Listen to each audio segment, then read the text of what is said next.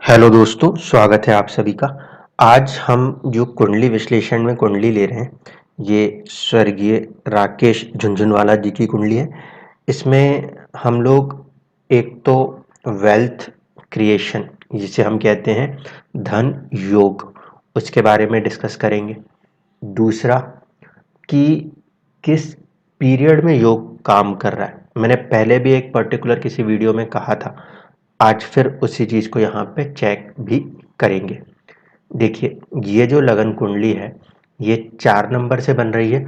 और अगर स्पेसिफिकली बात करें लगन की, असेंडेंट की, तो असेंडेंट जो है वो कैंसर राशि में अप्रॉक्सीमेटली 27 डिग्री के आसपास है, जिसके स्वामी होंगे बुध, क्योंकि नक्षत्र जो है वो है अश्लेषा। अब मर्क्यूरी जो है वो किस डोमेन का प्लेनेट है? मर्क्यूरी कंप्लीटली कैलकुलेशंस में माने जाते हैं। मैथमेटिक्स, एस्ट्रोलॉजी, कैलकुलेशंस, ये सब कुछ मर्क्यूरी की डोमेन है। इसके बाद दूसरी इंपॉर्टेंट फैक्टर को समझिए। मर्क्यूरी यहाँ पे फर्स्ट हाउस में बैठे हुए हैं। क्योंकि फर्स्ट हाउस में बैठे हैं तो डायरेक्शनल स्ट्रेंथ है, दिग्बल प्राप्त है। अब दिग्बल क्या होता है? दिग्बल का मतलब होता है कि अपॉर्चुनिटीज जो हैं वो बहुत इजीली क्रिएट करना, एक चीज।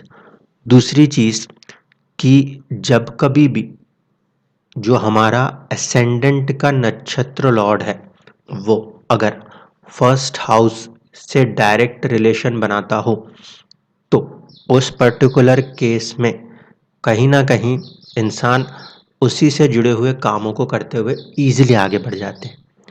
जिन लोगों के में ऐसा नहीं होता, उनको थोड़ा सा शुरुआती चैलेंजेस आते हैं कि क्या करें क्या नहीं करें, और उसके बाद जाके हम देखते हैं कि लोगों की लाइफ स्टेबल हो रही होती है।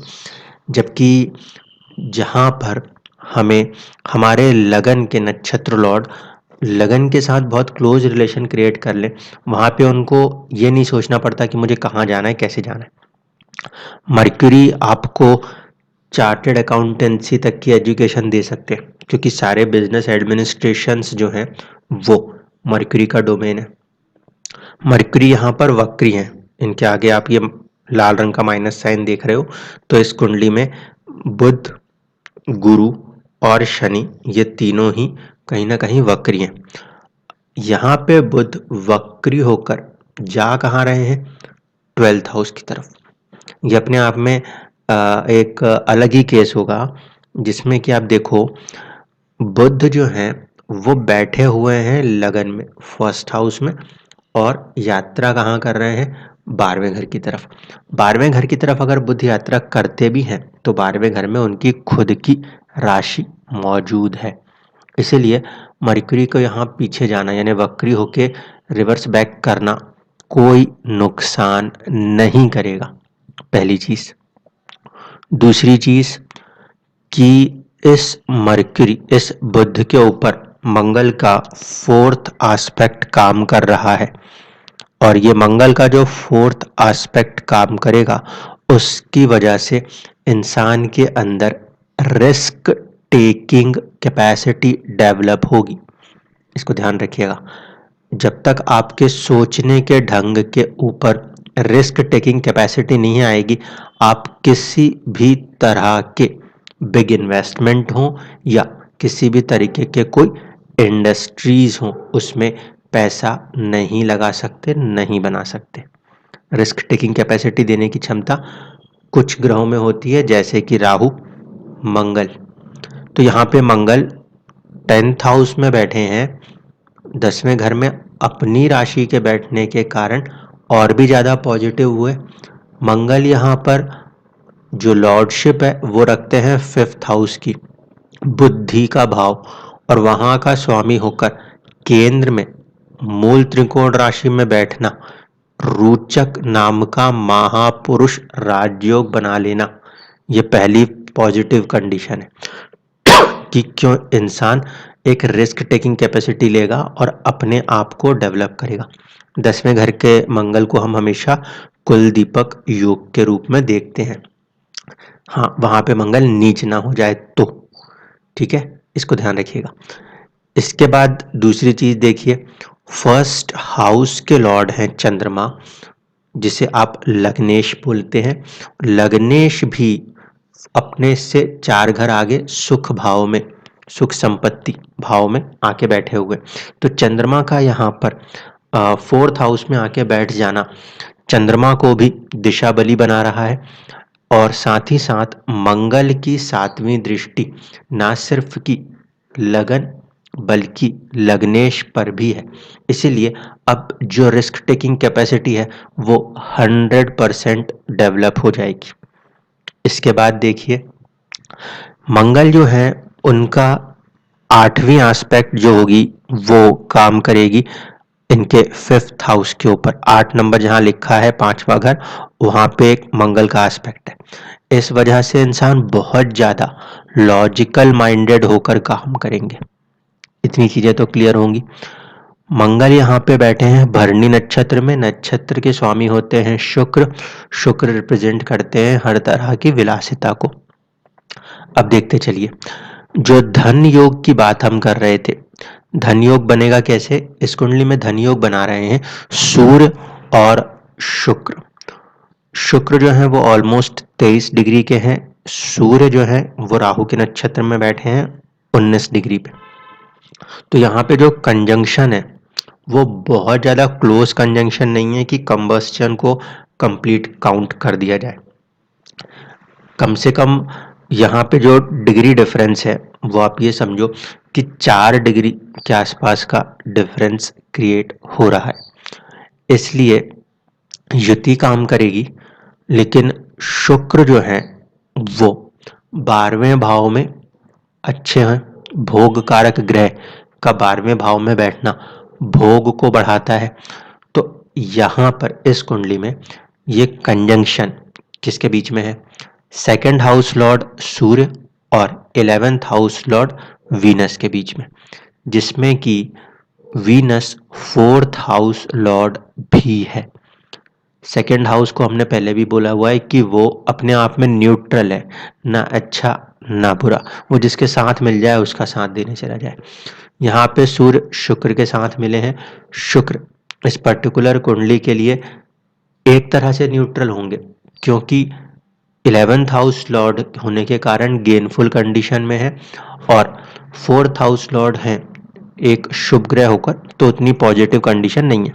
लेकिन 12वें भाव में जब भी शुक्र आएंगे तो भोग की प्रवृत्ति बढ़ जाएगी, और यही कारण है कि कहीं ना कहीं अपने इन्वेस्टमेंट को ध्यान से समझिएगा, अपने इन्वेस्टमेंट को रिस्क में डालकर इंसान और ज्यादा पैसे बनाने की तरफ आगे प्रेरित हो रहे थे। अब दूसरी चीज को समझिए, ये जो युति बन रही है शुक्र की और सूर्य की, ये बन रही है बुध की राशि में। तो जो धन योग बना हुआ है वो धन योग को बनाने वाला जो ग्रह है सूर्य और शुक्र दोनों ही बुध के मित्र हैं। बुध की इनमें से किसी से भी कोई शत्रुता नहीं है, पहली चीज। दूसरी चीज, बुध जो है वो कुंडली में सूर्य से एक घर आगे है। मैंने पहले भी कई बार बताया हुआ है कि जब भी बुध सूर्य से आगे हों तो इसका मतलब है इंसान का दिमाग बहुत फास्ट कैलकुलेटिव है। बैंकिंग्स के जितने भी प्रोफेशनलिस्ट हैं उनके अंदर ये कॉम्बिनेशन इजीली मिल जाएगा, क्योंकि तेजी से कैलकुलेट करने की कैपेसिटी इंसान में तब आ जाती है जब उनके बुध जो हैं उनके सूर्य से आगे चल रहे होते हैं। तो यहाँ पर ये कैलकुलेटिव पोटेंशियल भी है, बुध के पास डायरेक्शनल स्ट्रेंथ भी है, और बुध को सपोर्ट हासिल है किसका? शुक्र का। शुक्र का सपोर्ट क्यों कह रहा हूं? क्योंकि बुध जो है उसके पीछे 2 ग्रह बैठे हुए, एक सूर्य और एक शुक्र। डिग्री वाइज हम देखें तो सूर्य 19 डिग्री है, शुक्र 23 डिग्री है, और बुध जो है वो 6 डिग्री है। इसका मतलब है कि जस्ट अगर डिग्री बाय डिग्री चलेंगे तो बुध जो है उनको उनके जस्ट पीछे कौन दिखाई देंगे? शुक्र दिखाई देंगे, भोग विलास दिखाई देगा। बुध क्या है? बुध हमारे सोचने की कैपेसिटी होगा। रीजन यहाँ पे वो लगन का मिड पॉइंट लॉर्ड है, तो सीधे सीधे दिमाग किस तरफ सोच रहा है? पैसे की तरफ सोच रहा है। एयरलाइंस बिजनेस ये किस में होता है? ये भी शुक्र में होता है, तो ये भी हमने इनके इसमें देखा।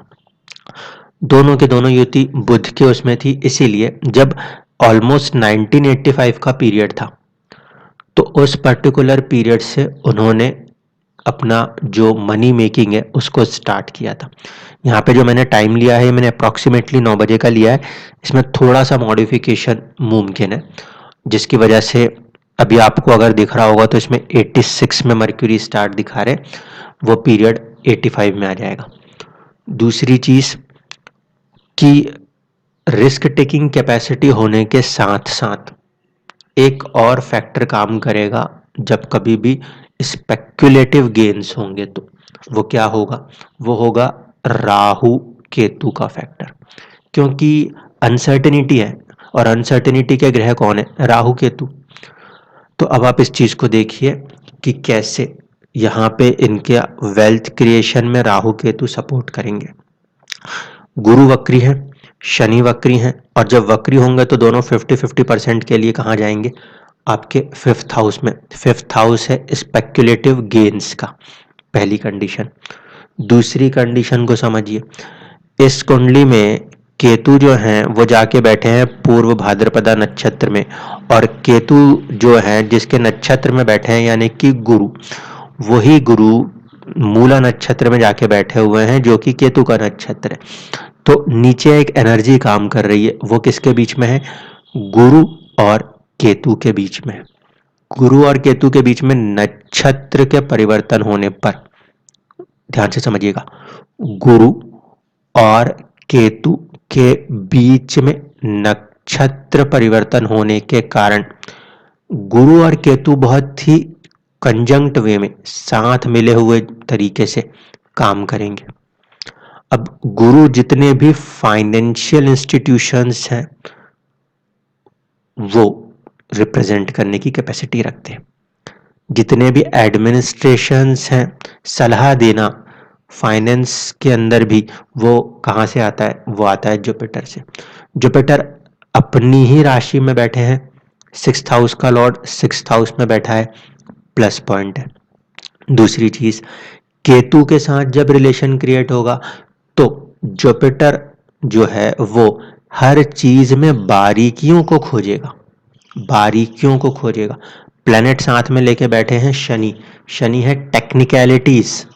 इस कारण से जब ये इंसान शेयर मार्केट में कुछ भी इन्वेस्ट करते तो केतु के पोटेंशियल, केतु क्या है? 8वें घर का केतु है, फ्यूचर में क्या हो सकता है उसको देखकर उसकी एक बहुत ही फाइन ट्यूनिंग कैलकुलेशंस ये कर पा रहे थे। जुपिटर फाइनेंसेस के लिए काम करता है, केतु आपको बारीकियां देता है, और केतु बैठे भी कहाँ है? अष्टम में।